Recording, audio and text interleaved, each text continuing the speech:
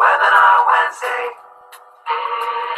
shaping the way we teach English. Webinar course, shaping the way we teach English. Webinar Wednesday.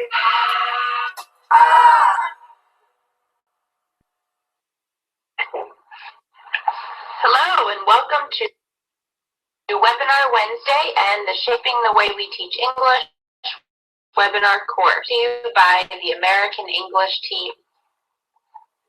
As most of you know, this course has been focused specifically on English teaching forum. So we hope that many of you are familiar with this journal and that you'll read it online. Today is our last webinar of this course, and today's topic will also be related to English teaching forum. As most of you know, you can participate by writing in the chat box. This is where you can ask questions and make comments related to today's topic. You also may see questions in the form of polls, multiple choice questions that will appear on your screen. And if you do experience technical difficulties and lose sound, a great way to follow along is by using the caption pod that you'll see at the bottom of the screen.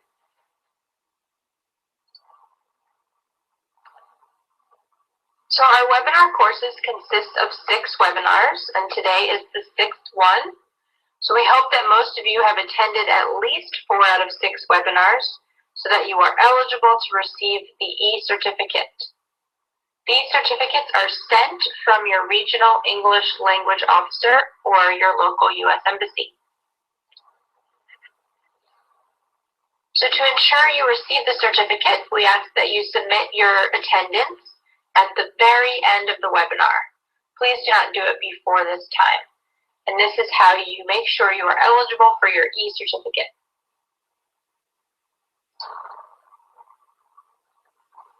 I hope that all of you are also members of our Ning site, shapingenglish.ning.com. This is a great resource that has all of the recordings of previous webinars, readings related to each topic, the PowerPoints, and many other resources as well. This is also where you can ask your presenter questions. If you don't get to ask all of your questions during today's live session, this is where you can follow up and ask additional questions and continue the discussion about today's topic with your colleagues. So today is the very, very last Shaping the Way We Teach English webinar. But don't worry, we will be starting a new course on Wednesday, September 9th. And the name is changing, so it will be the American English Webinar Series. But you'll still have the same great colleagues and moderators and content available just with a new name. So we look forward to seeing you on September 9th. And one other change is that the webinars will now be 60 minutes rather than 90 minutes. So once you've registered with your regional English language officer or local U.S. Embassy, you will receive reminders from American English webinars at elprograms.org. So make sure that is on your safe list for your email. And here you can see the great courses we have coming up for our first American English webinar series. So as you can see, it starts September 9th and ends November 18th. And again, if you want to participate, please email your regional English language officer or local U.S. Embassy. For today's final Shaping the Way We Teach English webinar, this topic is again from English Teaching Forum and is called Talking to Learn Across Cultures and Communities. So our presenter will talk about how sometimes discussion doesn't always come easily, especially in language classrooms, and some educators dismiss dialogue as too advanced, but others believe in and want to include thoughtful discussion. So in today's webinar, you will explore how discussion might be used to promote both language learning and critical thinking. In this webinar, your presenter will model how to promote discussions and show 3 specific but adaptable formats for preparing students to engage in meaningful talk. Our presenter today is Spencer Salas, and he is an associate professor at the University of North Carolina in Charlotte. And he has served with the Fulbright program in Romania, Guatemala, and South Africa. He's been a senior English language fellow in Peru and has conducted many teacher trainings in many countries as an English language specialist. And of course, why he is here today is because he's a frequent contributor to English Teaching Forum. So welcome, Spencer.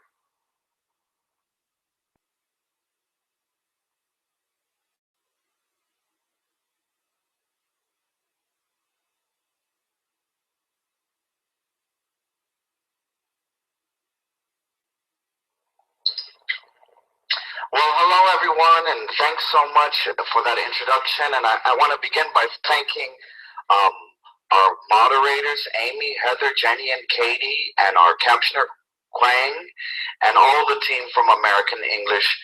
We're so grateful to the U.S. Department of State's Office of English Language Programs for sponsoring this series, and it's a real pleasure to be here today with you. So thank you. The title of this presentation is, like Katie just said, is Talking to Learn in Classrooms and Communities. And let's begin with a question. Let's do a poll.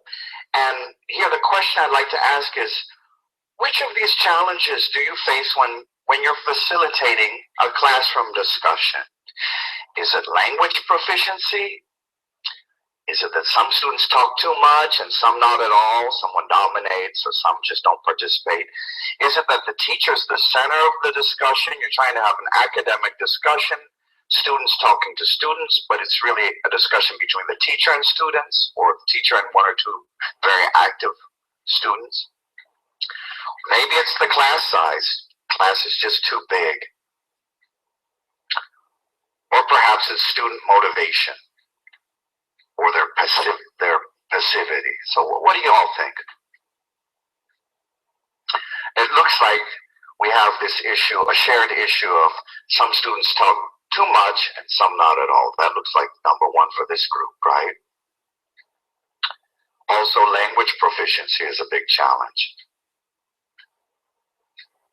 Okay, so that's something that I want to talk about today. And here's an outline of the webinar, what we're going to try to achieve this afternoon.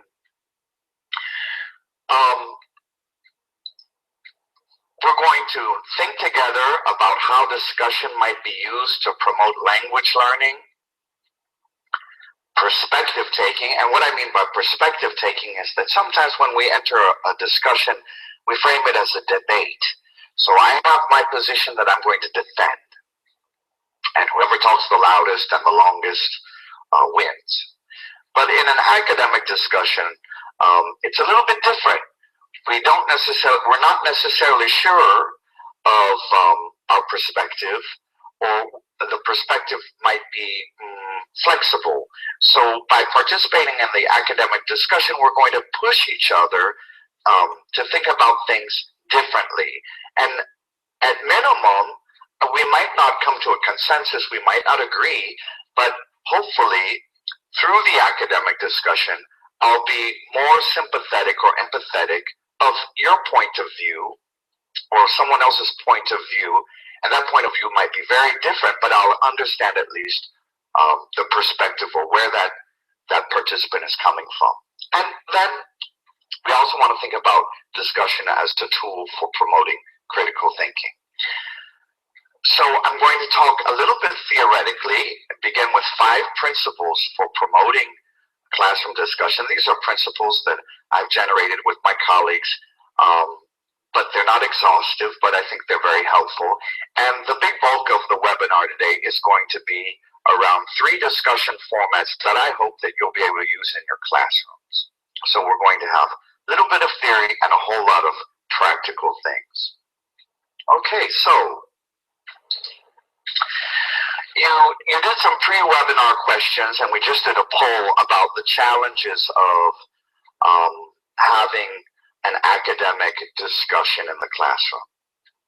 And one very real challenge is student readiness.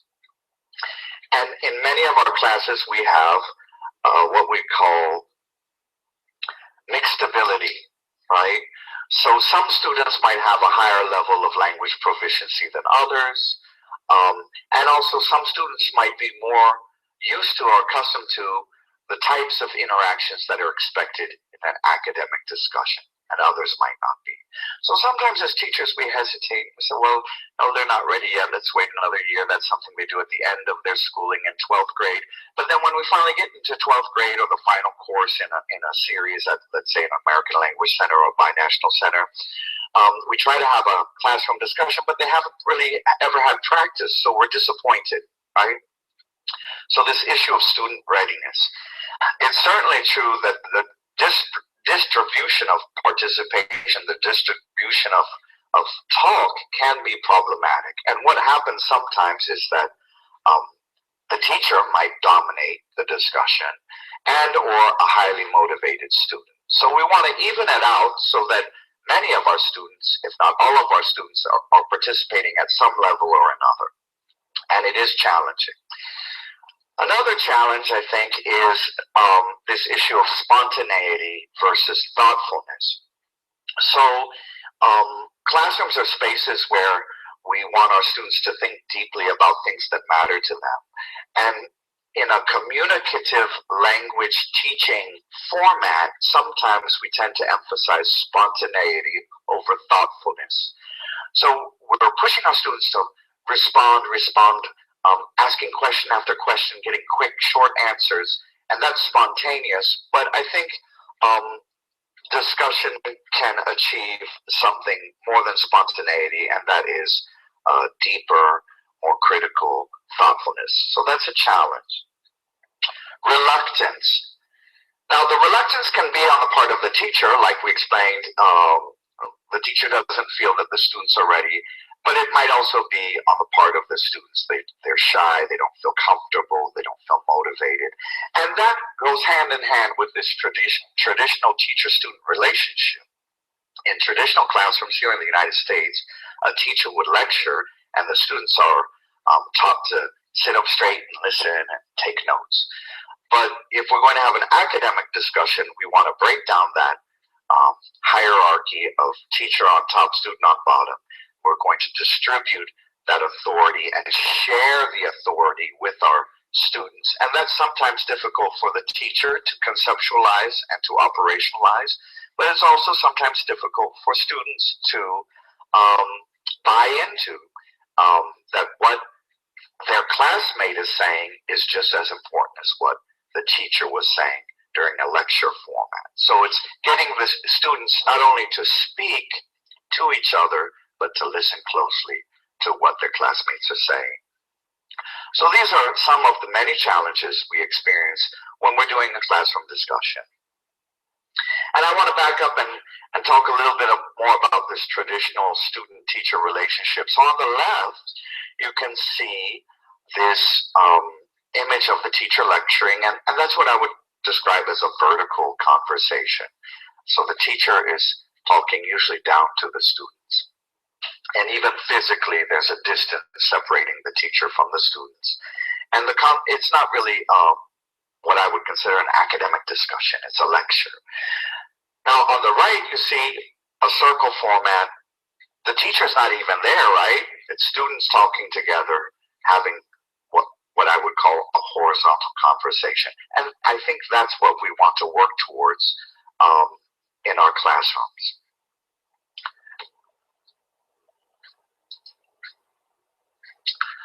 So even though we have all of these challenges, I think we all know and believe that talking and thoughtful discussions are important things, and they belong in our classrooms. And more than a representation of what we know, discussion can engineer new ways of thinking, and that's what I mean by talking to learn. Sometimes we think of discussion as a representation of what students know. So I have a thought, I'm going to represent it through speech. I'm going to articulate that thought. But another way of looking at discussion is as an engine for creating new meaning. And let me give you an example. Sometimes, when I'm worried about something or I can't figure out a problem, something that's happening at work or at school or at home, I'm just getting really nervous about it. I'll go for a walk. And as I'm walking around the neighborhood, I might be talking to myself, hopefully quietly, right? Not too loud.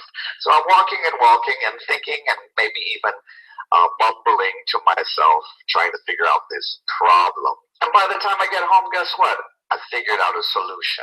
So that's what academic discussion can be. It's an engine to operationalize thinking. It's not merely a representation of our thought, but it's a vehicle for creating new thought.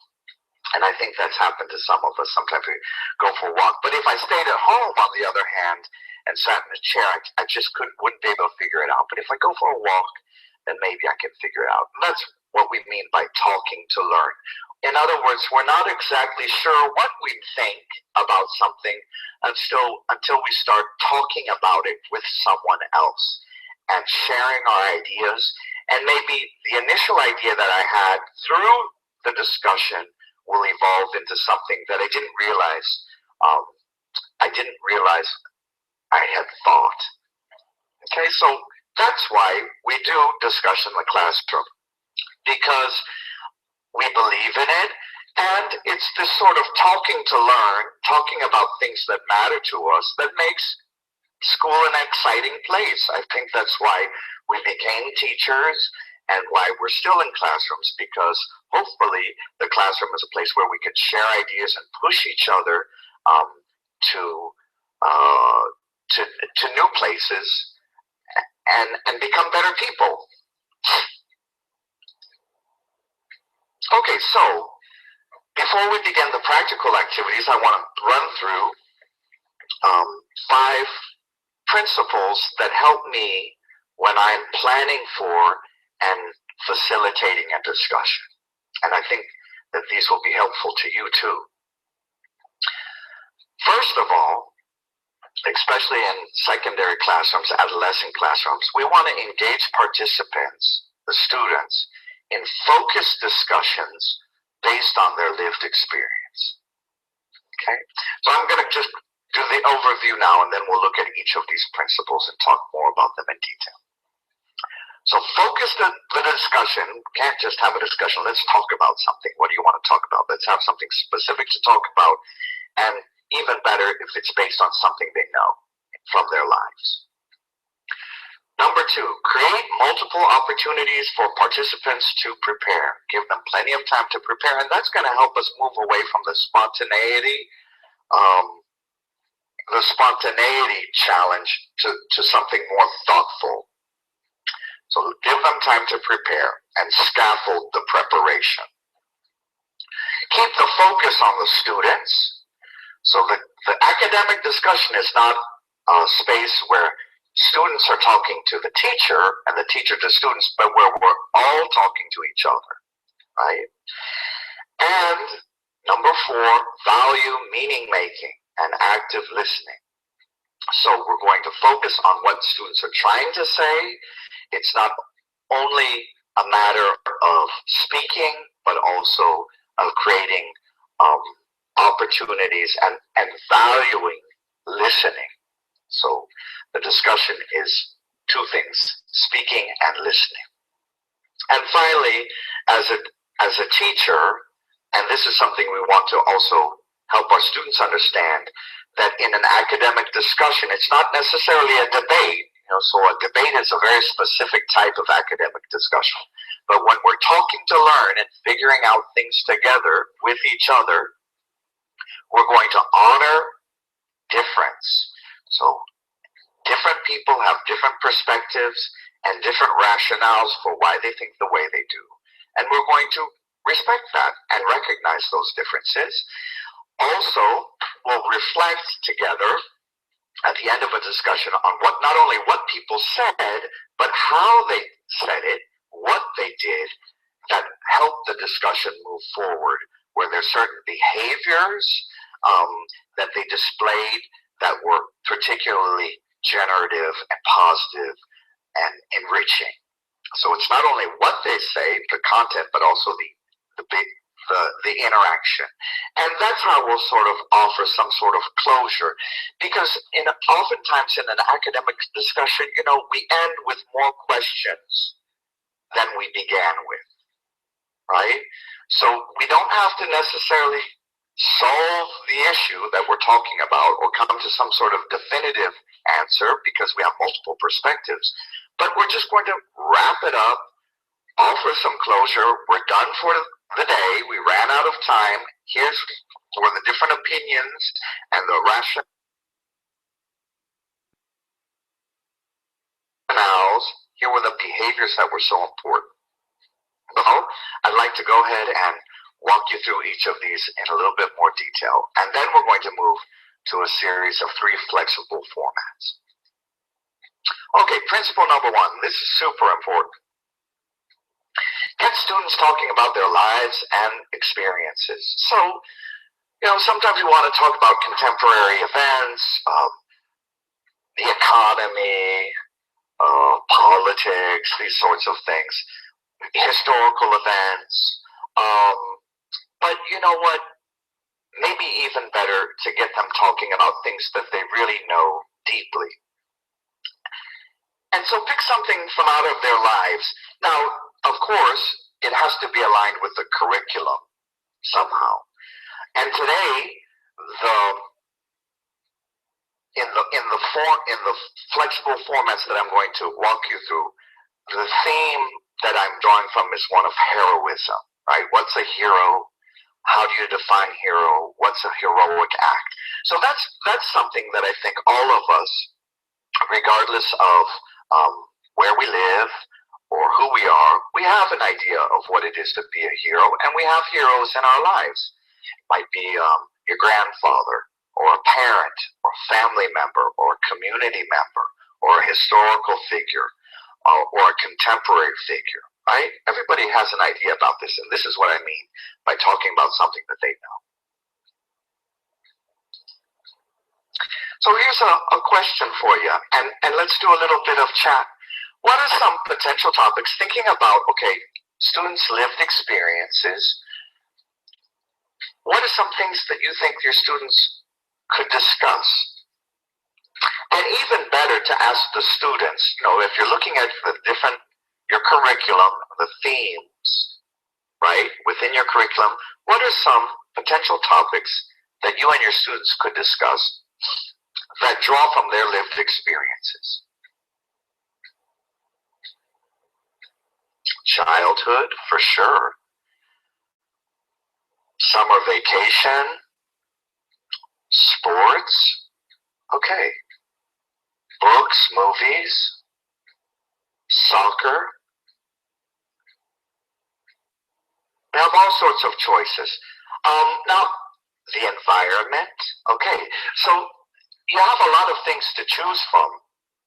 I personally like to talk about values, right? Because I think that stirs up more emotions within the students. And what I mean by values is something like, what's a hero? How about this? What's a friend? How do you define a friend? Right? What's a good parent? Do you see what I mean? What's it mean to be honest? What's it mean to be, what's it mean to be generous? What's generosity? What's it mean to be a good neighbor? So I like to talk about things that are really shared, right? That all of us have an opinion about this sort of thing. And believe it or not, the more that it seems counterintuitive, it doesn't seem like it would work, but when you talk about these value-laden or value-heavy topics, students become very committed to it, right? So, and we'll look today about this idea of what's a hero, and I think we'll become very committed to it because we know this profoundly. We have a profound opinion about it. Okay. So, again, looking at this principle about engaging students in their lived experiences, learners may lack the background knowledge for discussions about contemporary historical events. For example, if we look at what's happening in the world today, well, the Greek financial crisis. So a lot of our students, including myself, right, I don't really have very much background knowledge about what's happening in Greece. So if I were going to have a discussion about that, we'd have to give students and ourselves access to multiple information sources and ample content preparation. For example, articles, lectures, videos, specialized websites on the internet and or other sources. So if you are going to do something about contemporary historical events, give them time to prepare. But even better, I think, is to construct discussions around the students themselves, what they know profoundly, and align that somehow to the curricular objectives that you have. Principle 2, let students prepare. Okay, so preparing widens the circle of participation. We can get more people involved if they feel confident that they're ready to participate in the discussion. So what I like to do especially is to ask students to help you generate questions. So you might have a curricular theme. Let's say your unit is about, family, right? That's a common unit, or friends, or the environment, or technology. Have students, first individually and then in small groups, develop some open-ended questions with no obvious answers that we might then assemble on a blackboard and then take a vote. Which question do we want to talk about?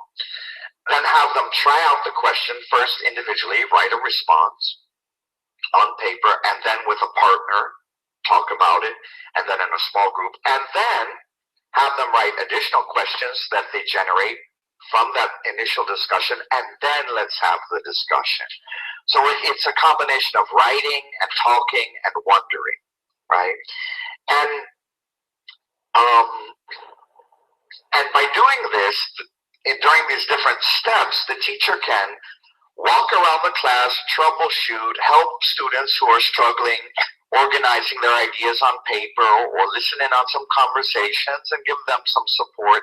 And so we know that the students, when we're going to have the discussion, and this might take several days, you might first have them write up the questions together, take a vote, write up an individual response, practice it out with a partner, do it in a small group. This might be over several days. You might do 5 minutes this, 10 minutes this. So by the end of the week, we're ready to have the discussion. And as a teacher, I'm confident that all of the students are prepared. They actually have something written that they could turn to when they're ready to have that discussion.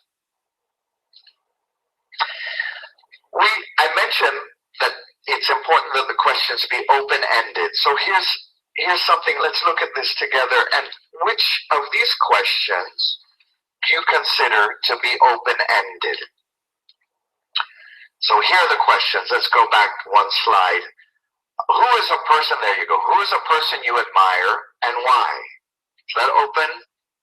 Could you have multiple responses? Yes. Do you have a hero? Yes, I do. No, I don't. Okay, that's a closed question because the answer is yes or no. And then the teacher, as soon as you have that first response, is going to have to generate a follow-up question. So that's what we call a closed question. And that's not going to be very generative. It's not going to stimulate a whole lot of discussion. How about 3? What are 3 qualities you consider heroic? Okay, I think that's open-ended, right? Because I do have a specific target. I want to know 3 qualities, but you might have very different responses from the different students. And of course, you might tag on and why, right, to all of these. And why. What's a hero? Okay, that's open-ended. You might have very different responses. Okay.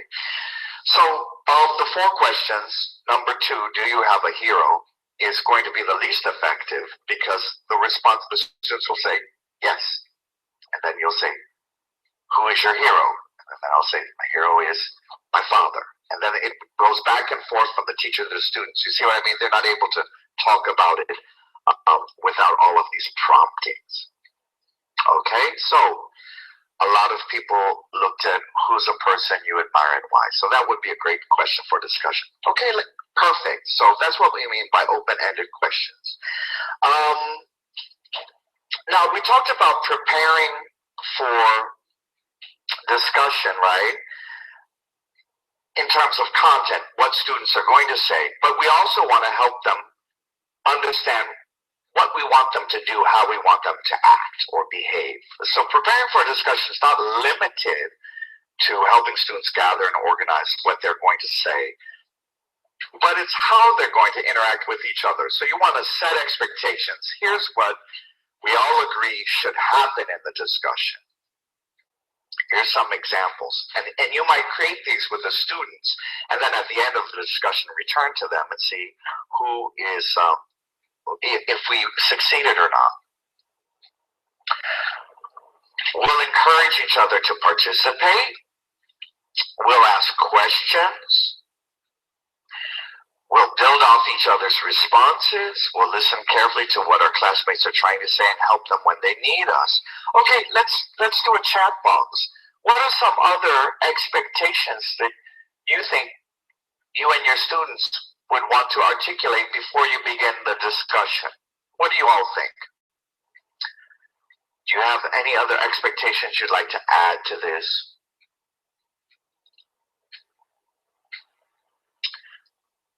We want to listen and show people that we're listening, right?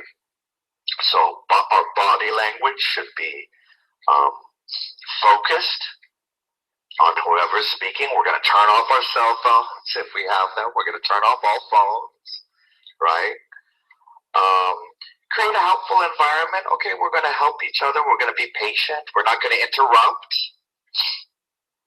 What else? We're going to be respectful. So we're not going to be dismissive of someone's ideas. Yes, all of these things. These are great. So in other words,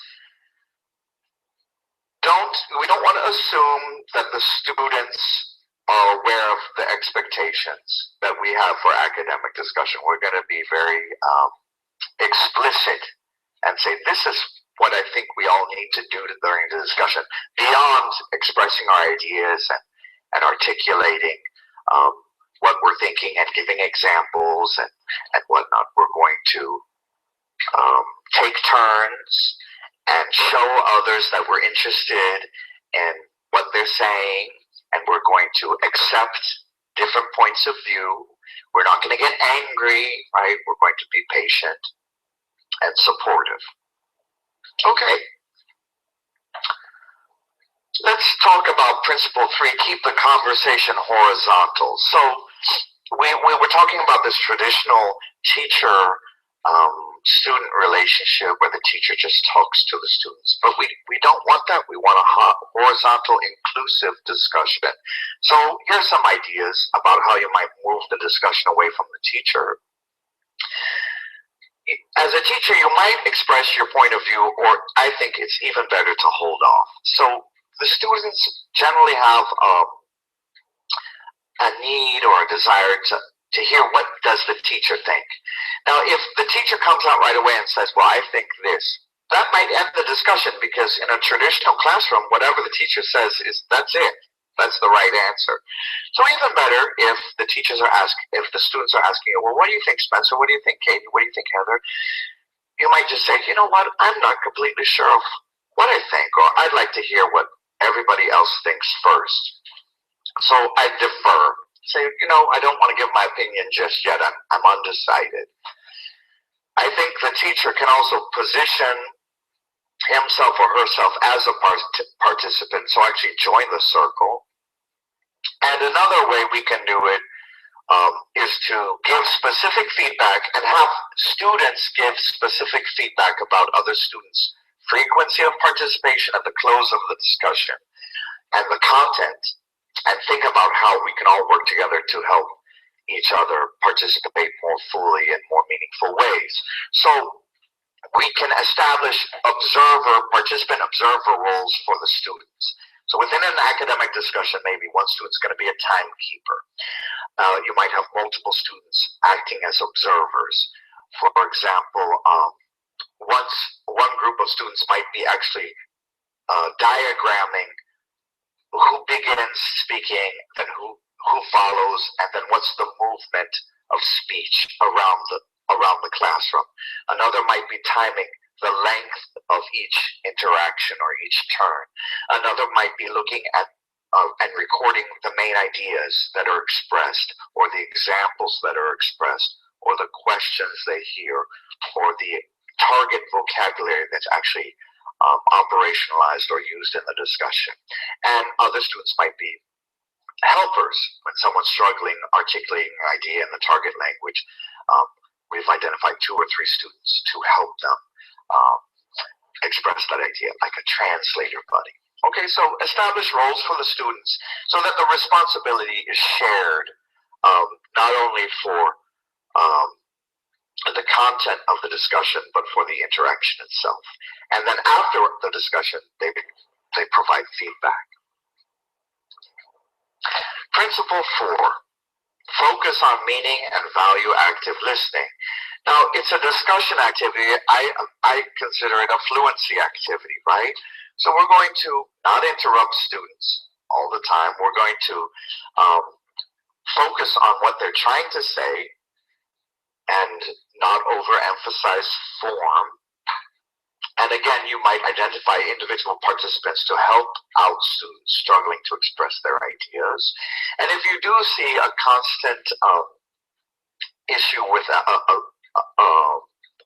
piece of language, maybe after the discussion you might give a little mini lesson about that particular grammar piece or syntactical piece, but don't do it in the middle of the discussion.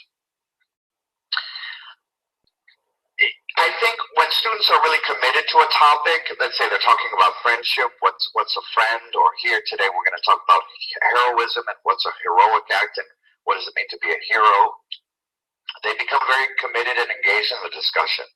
And sometimes there's a whole lot of L1, and I don't think that's necessarily a bad thing. I think it's an indication of their motivation to participate.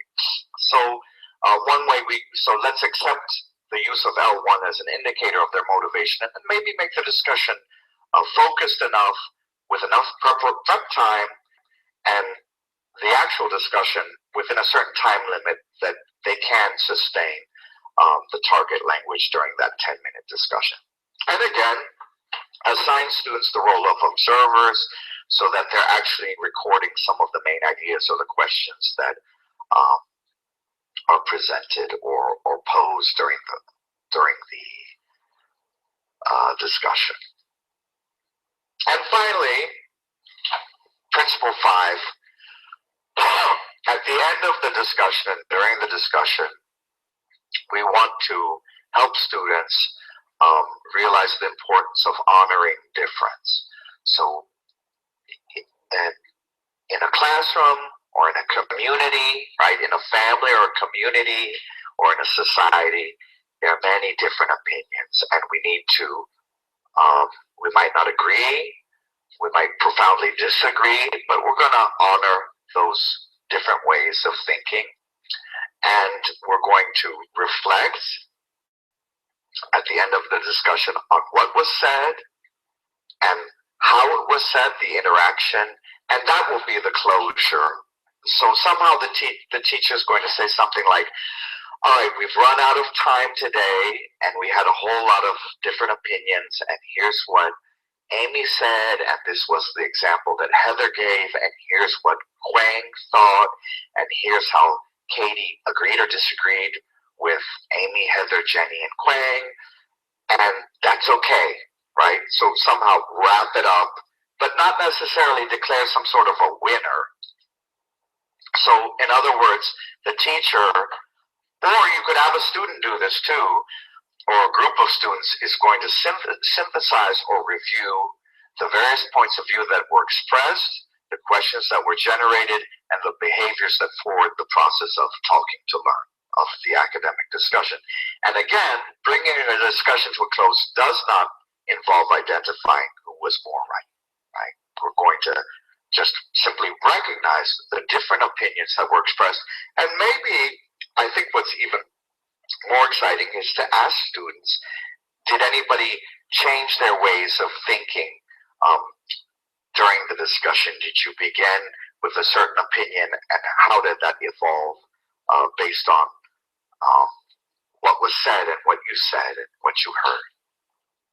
Okay? So those are the 5 principles that have been really super helpful for me in planning and preparing for classroom discussion, and then in actually enacting one. Okay, so we're now going to move to 3 flexible formats for classroom discussions, and these I just love, and I think you'll be able to use them in your classroom. So the 3 are gallery walks, that'll be the first one, surveys, and ranking activities. So I'm going to talk you through all 3 of these with some examples and some opportunities for you to join in this discussion. Okay, so a gallery walk, this is the first format. The gallery walk really has 2 parts, so let's talk about the first part. The idea of the concept of the gallery walk comes from the world of art. So you've been to museums, right? Or a gallery, and it's really fun to go with your friends, and you stand in front of some painting or a photograph, and you have a response. Now, maybe it's just an emotional response, like, wow, this makes me really sad to see that, or wow, that's just breathtaking, it's beautiful, I'm inspired. And it's great when you go with your friend and you ask, what do you think, do you like this, or why do you like it, back and forth, right? So it's the same idea. You choose a theme from your curriculum, and you're going to create images, right? So you take an image. The image could be visual, a picture or a graphic, or it could be textual, a word, a phrase, or a short reading. So you attach these somehow to chart paper, and you post these around the room. So let's say if you have 20 students, you divide them into, let's say, 4 groups of 5, and you're going to post 4 images around the room in different parts of the room. So they're going to move from image to image. They'll spend about 2 minutes at each image. So the group itself is going to have 1 colored marker, and I like to use different colored markers so we can identify which group wrote what. And maybe you're going to have 1 person in charge of writing. So I'll be the writer, and so I'll write down what Amy feels or thinks, or what this image generates in Amy, and then I'll write down what Heather thinks, or then what Jenny thinks, what Katie thinks, what Quinn thinks. Or, if you want, each one can take a turn writing themselves, but they move as a group, okay? And you time it, so they spend about 2 minutes, and then, okay, time, then we rotate, we move around the classroom clockwise or counterclockwise, but in an organized fashion. Now, for those of you who don't have that sort of luxury of space or smaller class size, you can make some adaptations. You might attach the image, and again, the image could be visual or textual, to a large piece of chart paper, and have them write on their tables in their groups, and instead of the students moving, they simply would, at the end of 2 minutes, pass the poster, the image on chart paper, to the next group. 2 minutes, everybody responds. 2 minutes, 2 minutes, 2 minutes. Another way we could do it is to attach one of these to the exit, and at the end of the class, when you're dismissing the students, you dismiss 1 group at a time, and they're going to spend 2 minutes at the door responding, and then next group you dismiss, they go up and respond, and so on and so forth. And you do that every day until they got through the 4 images, and then you'd have part 2 of the discussion. Okay, so what are they going to write about? Anything they want. They can write a word that they associate with the image, a question, it could be a phrase. They might even respond with some sort of image. They might draw a picture in response to what they see. So let's try this. Let's do some chat here. If you saw this image, let's say it's on, I've attached this image, I've printed it out, and I've attached it to a large piece of chart paper, and I give you the marker, what would you write? Write on the chart paper, what would you say?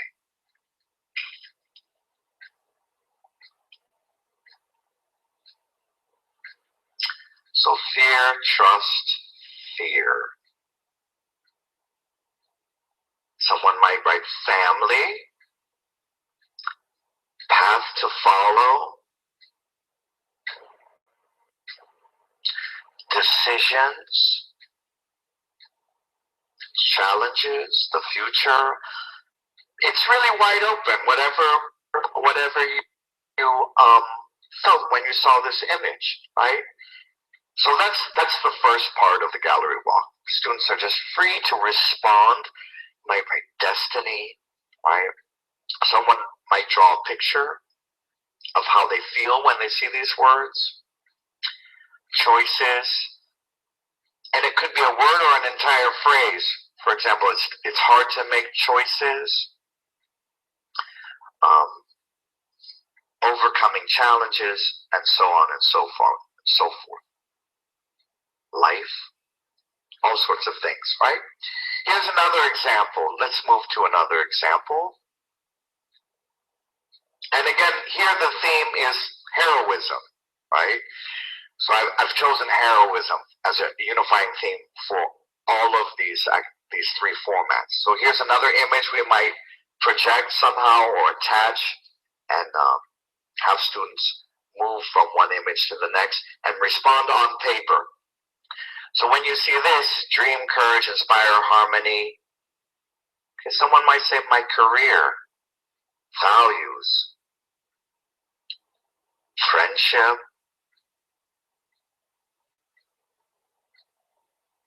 someone might write reach your goal. Okay. Someone might draw a picture. They might even respond in L1. Okay, it's open. And what's interesting is as students move from group to group, from image to image, they can see already what the previous groups wrote in response to the image, and they can build off of what was already written. So they're not only having the discussion amongst themselves in their group, but they're having a discussion with those things that were written by the groups that preceded them to that particular image.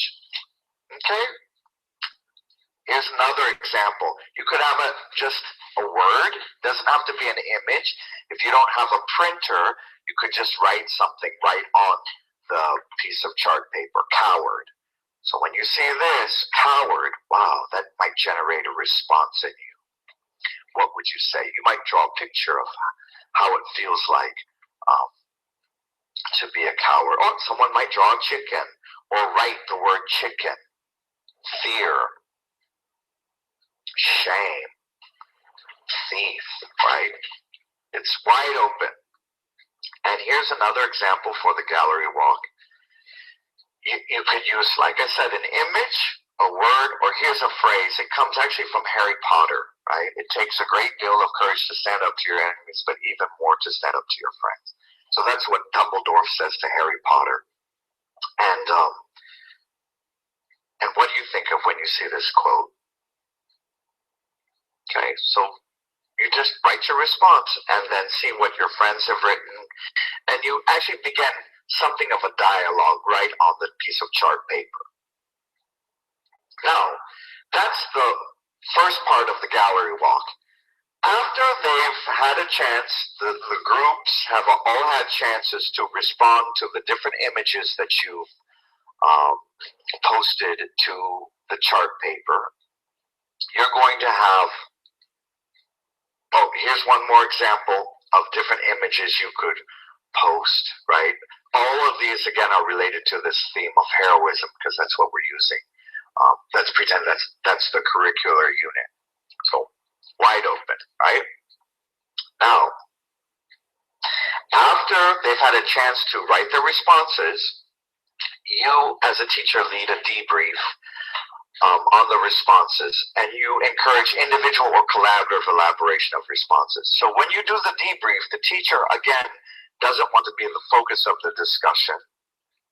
The whole point of the debrief is to have students begin expanding on their original responses that they wrote on paper. So if someone, looking back at this one, Howard, someone drew a chicken, right? Or someone wrote the word chicken. As the teacher, I would say, who wrote this? Okay, or which team wrote this? And we identify the person that wrote it, and it helps then to have different colored markers so you're not always calling on the same person, right? And then my question would be, what were you thinking? Or tell me more. And don't jump right in to help the students if they pause it first, right? Count to 5, even to 10, and see what happens. Give them a chance to elaborate their response. And then, after they respond, does anybody else want to add something to what Spencer just said? So you give a chance for them to then elaborate on their response and on their classmates' responses. So the gallery walk is in 2 parts. First, this initial individual or group responses on paper to the different images you've somehow arranged in the room, going from group to group for 2 minutes, and then this probing. And what I like to do ideally is you put all of the chart paper on the floor, get into a large circle, the students look at the chart paper, and then you pick one up and say, okay, look at this response, who wrote this, or which team wrote this, and tell me more. And does anybody want to add something? If you don't have the luxury of making that circle in your class, you could simply take one of the chart paper, attach it to the blackboard, and facilitate the debrief from there. And it might be who wrote this, or which team wrote this, what were you thinking, tell me more, does anybody else want to add something?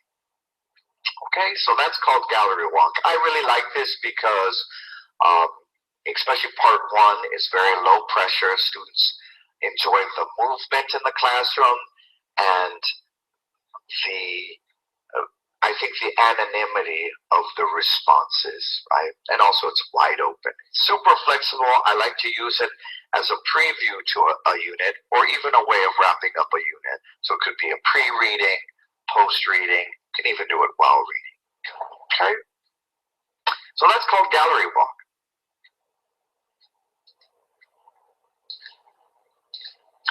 Format 2 is survey.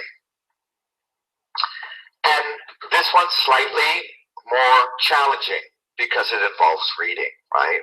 So choose a theme that allows for a variety of opinions. I love lived experiences of students, and some can be potentially controversial. And what I mean by controversial here is you'll have many different ideas. And you choose a theme and you create some sort of survey that asks for opinions about X, Y, and Z. And it might be gendered roles in family or society, about friendship, about honesty, etc. And you ask students to indicate their level of agreement or disagreement using a numerical scale. So let's see an example. Here's one, and here would be the instructions I'd give. All right, so what I'd like you to do is read through these 6 statements, first by yourself, and rate your level of agreement, disagreement. Then discuss this in small groups, and then let's have the group discussion. So see, we're scaffolding the preparation again. So here, you can strongly disagree, disagree, you could be neutral, agree, or strongly agree. And you can even add more choices like I super strongly agree, or I super strongly disagree, or I'm not completely sure, but sort of sure. So, but you want to get beyond yes or no, right? Let's do a poll here and see how you would, how would you respond to these statements? Let's take 3 of them. Now you want to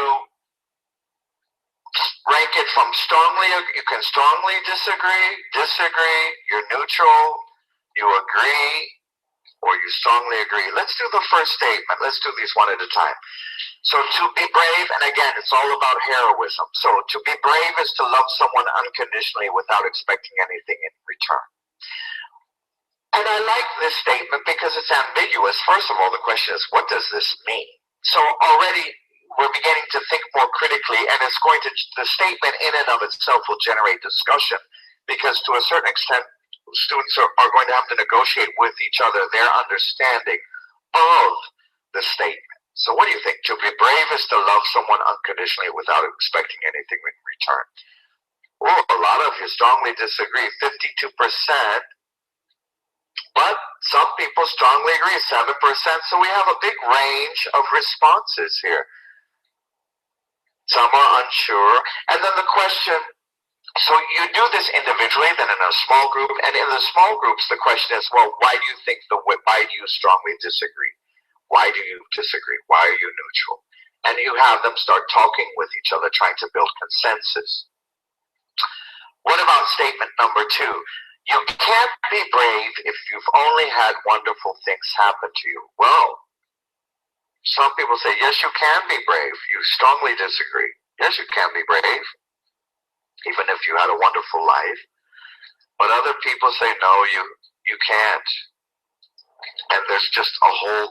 So this is how we know that the question is going to be successful when you have different opinions. If it's 100% strongly disagree or 100% strongly agree, it's probably not a good question because it doesn't generate enough controversy. What about number 6? The real hero doesn't say that he is one. What do you think about that? If you're really a hero, are you not supposed to say that? Well, some 32.9% strongly agree that a hero is humble and doesn't talk about his heroic deeds. But others say no. 18.7% said no, the hero can say that he's a hero. And then we have a whole range. So it'd be really interesting then to, after the students do this individually and then in small groups, to go around to each group and have them report out on some of the highlights of the discussion. So again, just like in the gallery walk, you have this focused discussion activity, drawing from the lived experiences of the students, right? And then they do this individually, then in a small group, and then all together we're going to have a larger discussion, and you might have a representative from each group provide 1 or 2 highlights of the discussion that they had to the whole group. Or another way we can do the debrief with the survey is you can actually post around the room number 1, 2, 3, 4, 5. Strongly disagree, neutral, agree, strongly agree. So in the 4 corners of the room, 1, 2, 4, and 5, and number 3 is in the middle. And then you read statement by statement and say, okay, physically move to the number that indicates your level of agreement, disagreement. So for the first sentence, to be brave is to love someone unconditionally without expecting anything in return. Move to your the number that reflects how you feel about the statement, and you don't have to go with your group because maybe your group didn't have any consensus. Move where you feel you should go, and then they group themselves in the classroom according to what they think about the statement, and then have a small discussion, another discussion with those like-minded friends, and then one representative from each group is going to explain why they're all standing where they're standing. Yeah, so that's another really fun way to continue the discussion and to keep it going. And it gives a lot of energy because there's that physical movement. Okay? So that's the survey activity. So here we go. And just to reiterate, with the survey follow-up, have a representative from each of the groups report out on 2 or 3 highlights of the small group's discussion, and or place a scale around the classroom, station 1, 2, 3, 4, 5, and have students physically locate themselves at their level of agreement. So that's really fun. I love doing the survey. And format 3, the ranking activity. Now this one's, of the 3 formats we're doing today, this is the most challenging because it requires a lot of thinking, okay? And usually reading too. So in a ranking activity, you ask participants to order a series of examples of a characteristic or value, and then create definitions of that characteristic or value that might be used as a rule to measure the degree to which an activity or a description or a behavior is aligned with that trait or value. Okay, so I think this will make more sense when we actually see an example. So, in other words, I'm going to give you a series of examples of heroism, and you will rank them in ascending order. So what's the least heroic to the most heroic act? You'd ask the students to read through them and order them. So here, for example, are 5 statements. And again, I always like to have something on paper that students can look at individually and first think about individually. So you'd give them, I don't know, 10 minutes to read through these and think about it. And then they're going to order them from the least heroic to the most heroic. So let's just read through these, and then I'm going to ask you to actually order them for yourself. So A lifeguard rescues a 6-year-old boy from drowning in a public pool by dragging him out with a hook. Okay, that's heroic, right? B, a scientist works for more than 10 years and finally makes a discovery that will help cure thousands of people with heart disease. Wow, that's fantastic, right? But which one is more heroic, A or B? So let's begin thinking, which one do you think would be less heroic, more heroic? Okay, C, a woman is swimming in the ocean. Sharks are spotted near her, so her husband runs into the water to save her. Part of his leg is severed by sharks, but he manages to pull his wife and himself to safety. So that was really heroic. And actually in North Carolina this last week, there were a lot of shark attacks at the beach. And so we saw some examples of this sort of heroism of fathers saving their children, their spouses, and whatnot. So yeah, thank goodness that husband was so brave, right? Okay, look at D. A man runs into a burning building that is about to collapse to rescue a child trapped inside. As he is running out with a child, a portion of the building falls, killing them both. Oh my goodness. Wow. And finally, a man finds that the company he works for has been cheating customers. He reports his finding on a television news program. Shortly thereafter, he is fired from his job. Okay, so as you can see, this ranking activity is much more demanding, not only because it involves more text, but also it's hard to decide what's the most heroic act. And it depends again on your individual values and your lived experiences and your community experiences, right? Which of these is the most heroic? So I'd like to ask you, let's do a quick poll, or actually this will take a little bit of time. So how would you order these? So here are the 5 statements, and we're ordering them from least heroic to most heroic. And see, here are some choices.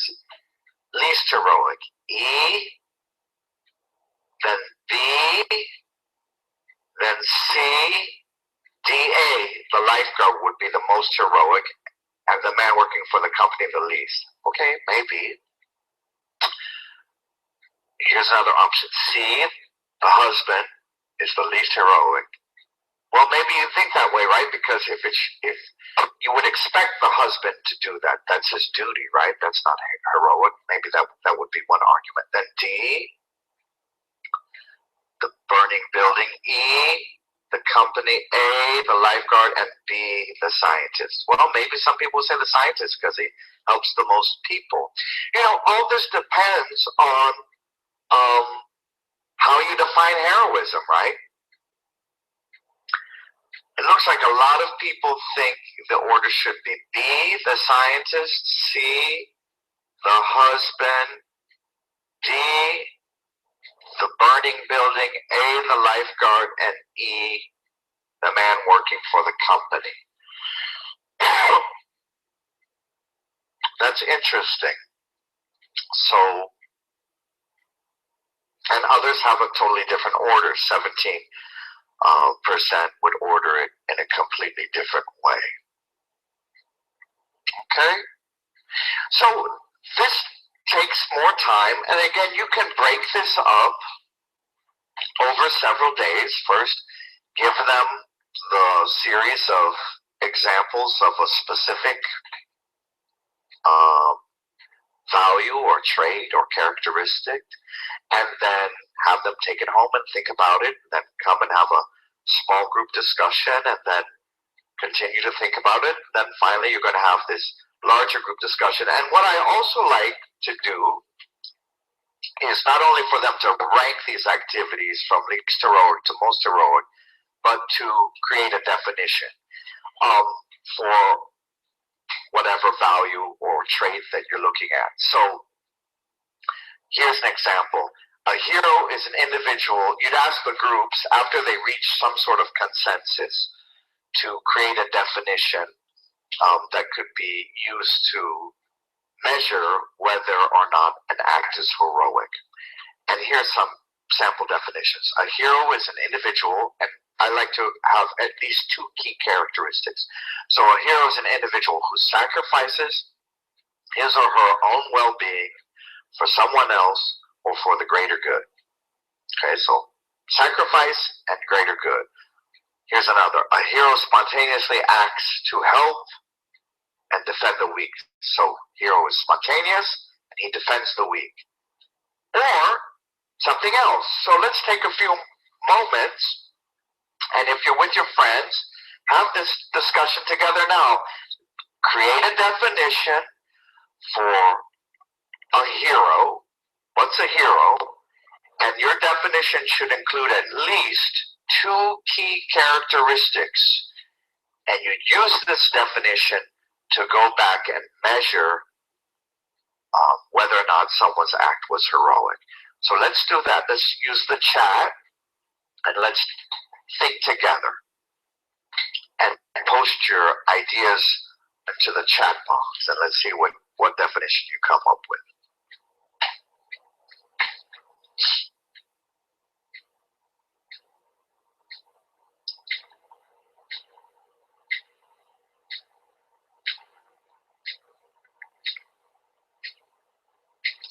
Okay, so a hero is someone who does what's right no matter the consequence.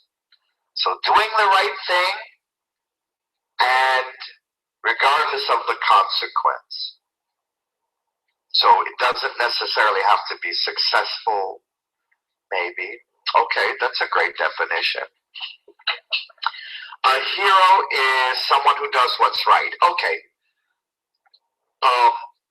That would be it. I even push the students to say, okay, give two key characters. He or she does what's right and what? Someone who has a great attitude every day. Okay, give me a second key characteristic. Okay, so Edison wrote, it's someone who has altruism, courage, and a sense of commitment. Okay, that's three. So I think at least two key characteristics. Three is even better. What are some other definitions? Okay, so Daniel from Peru said someone who sacrifices him or himself. So there's sacrifice and you're expecting no reward.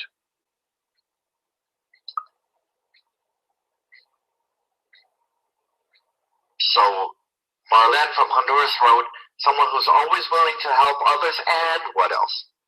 So let's have two key characteristics. And then, once the students have generated these definitions, then go back and look back at the ranking activity and try to apply the definition to the different vignettes. So someone who does what, so from Senegal, our friend from Senegal wrote, someone who does what is good and is not paid. So if that's our definition, the lifeguard is not heroic, right? Or if that's your definition, the scientist is not heroic. So you would eliminate these two, okay? And then the definitions could be fluid. Do you see what I mean? So I might have a definition, but then we go around and have each group present, first of all, their ranking order, how they ranked these 5 statements from the least heroic to the most heroic, and their definition. And sometimes as a teacher, you can challenge their definition. So do you mean this? So that means that your order is not valid because the ranking that you did doesn't correspond with the definition. So Sandra from Chile wrote, someone who can face their limitations but still push themselves to help other people. Okay? And then the question too is does it have to be successful? Does that matter? Right? That's a question I think that people raise. For example, in D, the man dies and the child dies. So does that make him less of a hero than, say, C, the husband actually succeeds in saving his wife? So this is how we can really get students thinking really deeply about something that they have an opinion about. What's heroism? Now, you could do this with all sorts of themes from your curriculum. And again, connected to the lived experiences. For example, you might have different examples of friendship, of a true friend. So you're trying to define what is a friend, what's a true friend. And you'd have several examples of a friend. And then you try to rank which one is the truest friend. For example, Spencer's a great friend. He always agrees with me. And we never fight about anything. So he's a great friend. Or another example might be Katie is an excellent friend and a true one because she openly will challenge me when she thinks I'm doing something that's not right. Or another example of friendship might be Heather's a great friend because when I need money, she'll give it to me. Do you see what I mean? So it forces the participants to think about, okay, in terms of heroism or friendship or whatever value you're looking at, what is it that you personally value in that particular category, whether it's heroism, friendship, parenting, what's a good classmate, what does it mean to be a good neighbor? Do you see what I mean? So all of us have ideas about this. Okay, so So you'd have them actually do the ranking activity and then create a definition. So that's the third format. So we did the gallery walk, the survey, and the ranking activity. And once again, I want to emphasize the gallery walk of the three is, I think, the most inclusive because the students are moving around in groups. It's more of a brainstorming activity. It really accommodates mixed ability. The survey would be slightly more difficult because there's more text involved, and then the ranking activity is challenging, I think, not only because of the text, but also because it really pushes us to think about what we think about whatever it is we're talking about, whether it's heroism or friendship or being a good neighbor. And so to wrap it up, whether we're doing the gallery walk or the survey or the ranking activity, whatever academic discussion we're orchestrating, here are 5 principles that I think are super important to consider in your planning process. First, let's engage our students in focused discussions based on their lived experiences. So have something in front of them that they can talk about, that they can relate to. So whether it's the gallery walk or the survey or the ranking activity, there's something that they're responding to. Create multiple opportunities for participants to prepare so that more of our students can participate in the conversation, the discussion, and so it can be distributed more evenly and so that it's more thoughtful, right? Keep the conversation away from the teacher. We want students talking and listening to each other, not only listening to what the teacher says, but listening and valuing what their classmates say. We're going to focus on meaning, value active listening, and that might mean creating roles for students where they're participant observers and are giving feedback at the end of the discussion, not only on content, but on interactional patterns and behaviors that forwarded the discussion. And finally, we want to honor difference, reflect on content and interaction, and wrap up the discussion somehow, not with the winner or a loser, but just recognizing that, hey, we had this discussion, a lot of ideas were generated, we had very different opinions, and here's what they were, and this is what Amy said, and this is the example Heather gave, and this is how Jenny elaborated on that response but slightly disagreed, and here's what Quang came up with. And isn't that great that we're able to talk about this together and not only express what each of us thinks, but to actually think together and to take the discussion to a different place than we thought it could arrive to. And so this is, to me, what talking to learn is, right?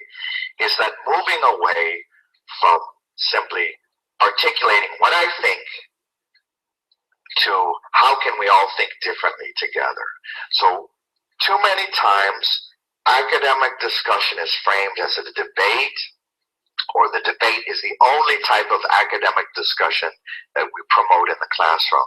And when we have a debate, it's whoever talks the loudest and the longest and is the most stubborn wins, right? But academic discussion can be something much more than a debate. It can be tentative, it can be exploratory, and we can move away from simply defending our point of view to really trying to think together and listen to each other and see where that takes us in our own thinking and in our collaborative interaction. And that's exciting, I think, when it happens in a classroom, and it's an important thing to expose students to, because when they leave our classroom, we want them to interact with their communities and the larger society in ways that move beyond simply defending your point of view to actually creating dialogue and engaging in dialogue with the people around us, right? We have to be able to talk about things and to accept different points of view and to encourage different points of view, because that makes the classroom a better place, and I think it makes society a better place. So if you're interested in more resources for discussions, here are a couple of websites. The Southern Poverty Law Center has an organization, has a website called teachingtolerance.org, and here you're going to find a lot of lesson plans completely prepared with resources for talking about important social issues. Mostly specific to the U.S., but I think there's some relation to outside the U.S. The International Reading Association and National Council of Teachers of English have teamed up to create Read, Write, Think.org. You're going to find some great classroom resources, K through 12, right? So this webinar is focused more on secondary level, but here you're going to find some great resources for orchestrating a discussion across grade levels. A great book to look into is Talking in Class Using Discussion to Enhance Teaching and Learning. That's published by National Council of Teachers of English and McCann and colleagues. And also, I found the National Writing Project, and here's their website, to be a great resource, a great electronic resource. So all of these are open access, free of charge, and I hope you'll look into them, especially if you're interested in and seeing what other people are doing in terms of classroom discussions. I'd also like to recognize my co-authors for this forum article. They were Leo Mercado. I think a lot of you might know him. He's based out of Lima, Peru, and my colleague Paul Fitchett here at University of North Carolina at Charlotte. So thank you so much, and here's Norm, the 49er. That's our mascot here at UNC Charlotte. So I think we have some time for questions, right? So let's take some questions from all of you. All right, so Lupita from Mexico asked, what do you do if you have really shy and quiet students?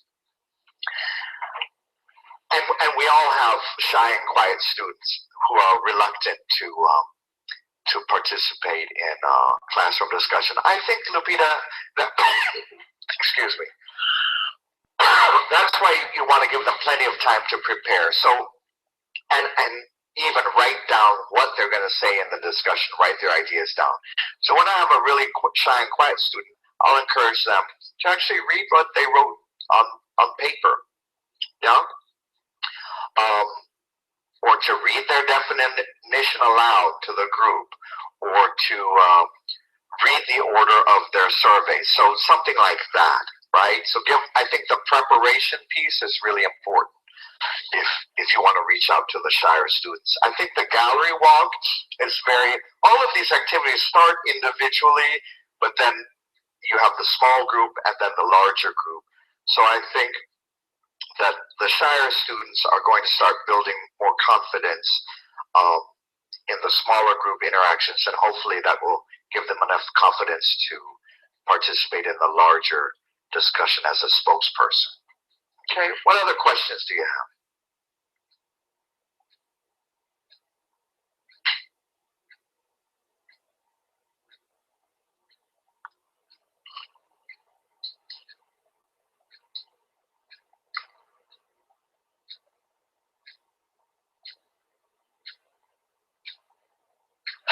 Okay, so Maria wrote, how do we stop the students that don't stop talking? Yeah, that's a real challenge. I think it's also an ethical thing, because I don't think we can penalize a student for participating, and I don't think it's helpful to say, you know what, Spencer, stop talking, you're talking too much. It's not that helpful.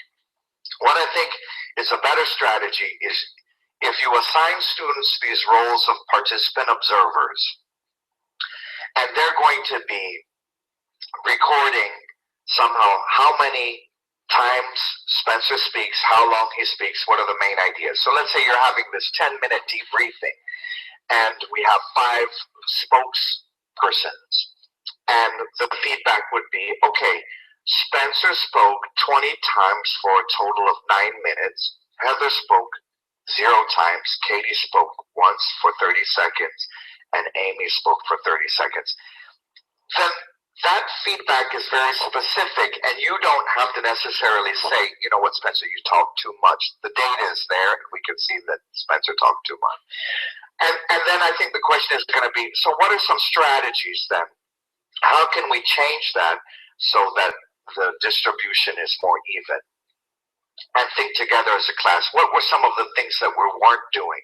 Maybe we weren't conscious of time. Maybe we didn't ask questions. Maybe next time I'm going to give one of my ideas, and then I'm going to stop and say, but that's one idea now I want to hear from my colleague.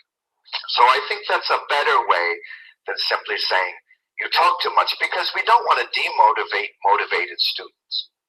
I think the more specific the feedback, and if the feedback comes from peer observers, that's even better.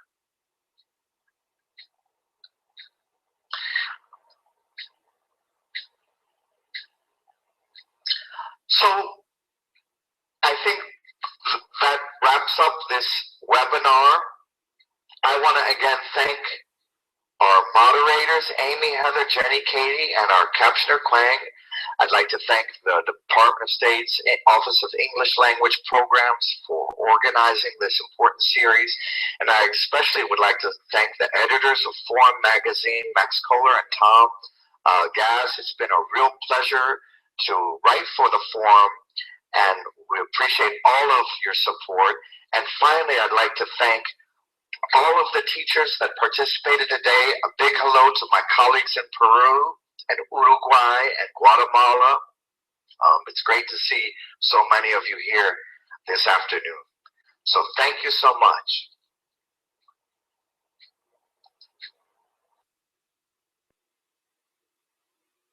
Thanks, Spencer, for sharing some ideas on how we can incorporate so many great strategies to get our students talking about meaningful issues that are relevant to their lives. I think we all feel more confident now about incorporating these strategies to have great discussions in our classroom. So thank you so much. And we here on the American English team would also like to give our thanks to you, the audience participants, for your great participation through the polls and chat box today, and your thoughtful consideration of these ideas. And don't forget to participate in the post-webinar discussion on the Ning, and to check out all the resources you have access to there. And of course, be sure to check out Spencer's article and all the other great materials that are available for you as teachers on americanenglish.state.gov. This is our final webinar for this course. We look forward to seeing you in our next webinar course, American English Webinars, which will begin on September 9th. Please make sure to stay tuned for announcements on the Ning and to email your reload if you have any questions about participation, attendance, or e-certificates. Thanks so much for attending this course. It was great to have everybody. Congratulations, and we look forward to seeing you in September.